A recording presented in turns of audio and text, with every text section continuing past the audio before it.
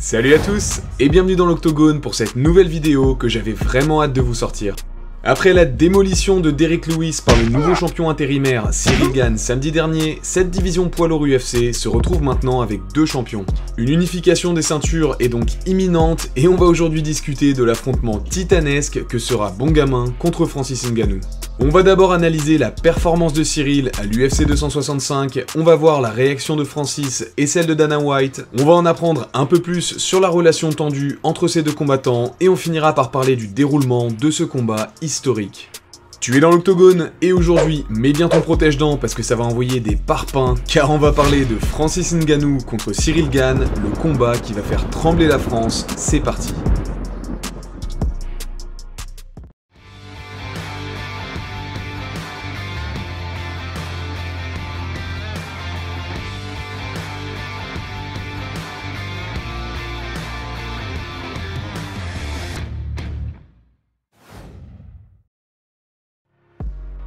On va tout de suite commencer par analyser la performance de Ciryl à l'UFC 265.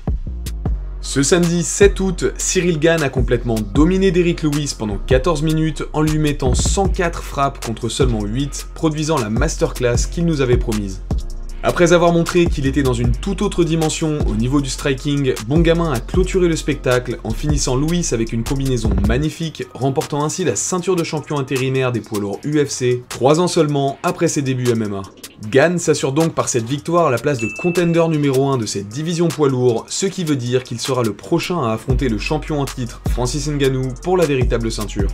Bongamin est devenu une superstar grâce à cette performance qui a fait réagir énormément de monde, comme l'ancien champion du monde des poids lourds Daniel Cormier qui a tweeté ceci. Il est un vrai problème, j'ai vraiment hâte de voir le combat d'unification.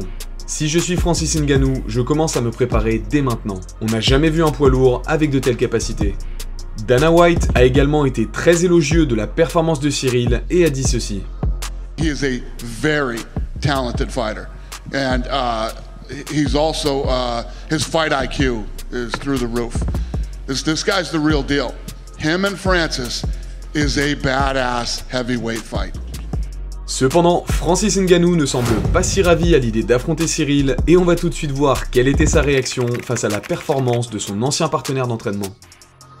Dans une vidéo postée dans sa story Instagram, voici ce que Francis avait à dire juste avant que le combat ne commence. I think we're gonna enjoy the fight, but for real, I'm the king, bro. Nothing, nothing. They're just fighting for the contenders rank. Number 2 contender rank actually, because Stipe is the number 1 contender. Francis semble donc vouloir dire qu'à ses yeux, Stipe est toujours le contender numéro 1 de cette division poids lourd quoi qu'il arrive et qu'il mérite sa place en haut du classement. En voyant ça, on pourrait penser que Francis veut offrir la trilogie à Stipe, mais voici ce qu'il a tweeté juste après la victoire de Ciryl. Performance impressionnante de Gane. Il est maintenant un contender légitime. On se voit bientôt, garçon. Quand tu sais, tu sais. Francis semble donc prêt à affronter Gane, mais il ne le considère néanmoins pas comme le contender numéro 1, ni comme un champion légitime. Il a en effet insisté sur le fait que cette ceinture intérimaire n'avait à ses yeux pas de valeur dans plusieurs interviews. N'hésitez donc pas à me redire dans les commentaires si vous pensez que Francis aurait préféré offrir la trilogie à Stipe, s'il est content d'affronter Gane pour sa première défense de titre, ou même s'il aurait voulu que Gane affronte Miocic pour déterminer le contender numéro 1. Il faut également préciser que Dana White a annoncé avoir offert le combat contre Jon Jones à Stipe Miocic et que celui-ci avait accepté, mais qu'il attendait maintenant le retour de Jon Jones qui n'avait pas donné suite à ce jour. Si Jones acceptait ce combat, Bongamin serait donc sûr d'avoir le champ libre, parce qu'à l'heure actuelle, et bien que Dana White se veuille rassurant, on n'a aucune garantie que Ciryl affronte Francis pour la ceinture tant qu'un contrat n'est pas signé. On va cependant faire confiance à ce bon vieux Dana White et on va maintenant discuter de où et quand ce combat pourrait prendre place. Alors pour ce qui est de quand, il y a plusieurs facteurs à prendre en compte. D'un côté, Francis est prêt à se battre rapidement car il a eu le temps de récupérer depuis son dernier combat en mars et qu'il était déjà prêt à se battre en septembre. Mais de l'autre côté, Ciryl a quant à lui été très actif récemment avec 3 combats en 2021 et attend également un nouveau-né, donc il risque de prendre du repos bien mérité. When exactly? Maybe some people ask me maybe for the end of this years.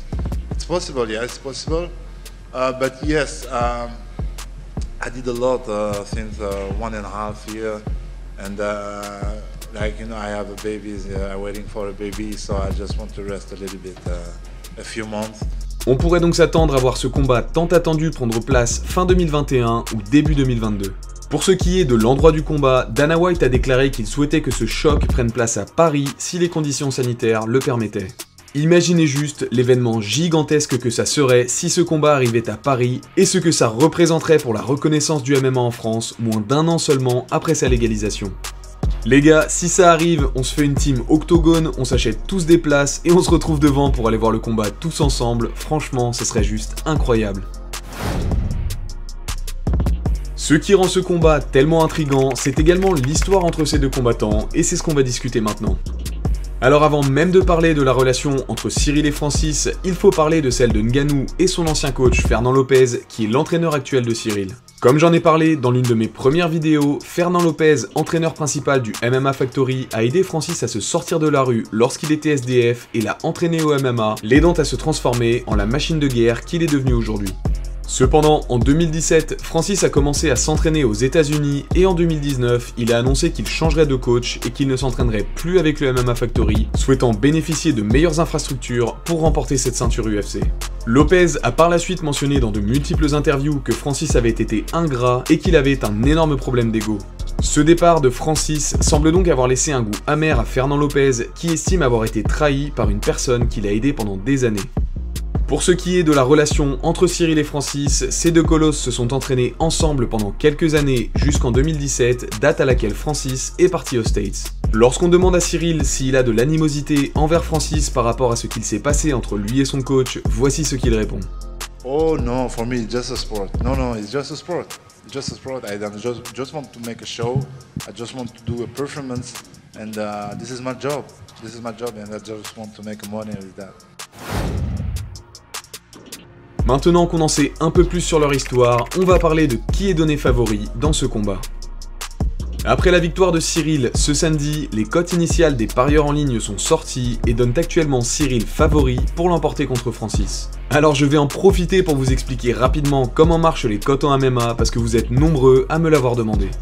Actuellement, les cotes donnent Cyril à moins 130 et Francis à plus 110. La première chose à comprendre, c'est que celui qui a le signe moins devant son chiffre est le favori et celui qui a le signe plus est l'underdog.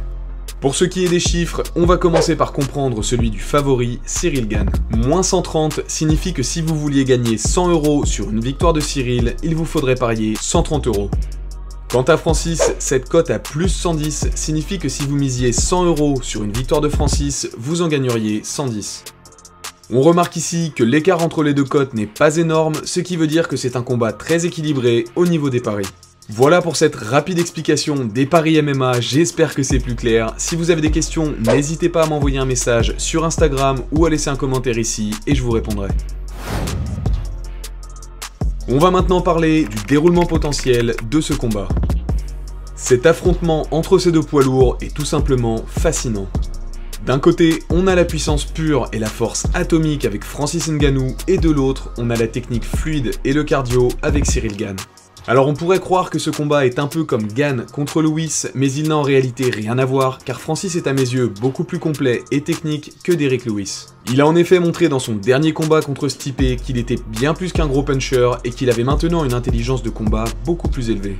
En plus de ça, sa lutte, son kickboxing et son cardio se sont nettement améliorés et il ne se précipite plus pour arracher la tête de son adversaire comme il le faisait avant.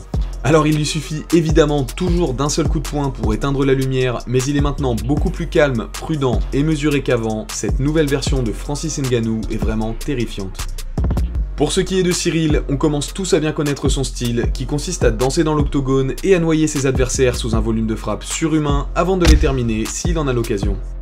Son cardio sera l'un des plus gros avantages de Cyril dans ce combat, mais pour épuiser Francis, il faudra parvenir à le toucher sans se faire toucher, ce qui peut être très dangereux quand on se bat avec un mec qui frappe comme une Ford Escort.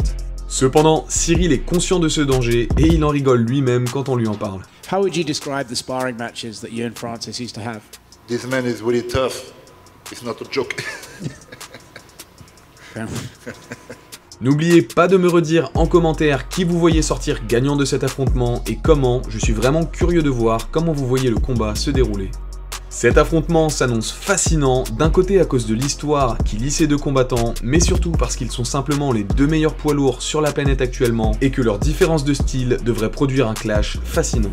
Ce combat risque de faire trembler Paris et nous donnera une nuit historique pour les arts martiaux mixtes français, mais aussi dans le monde, car il permettra le couronnement de l'un des meilleurs poids lourds de tous les temps.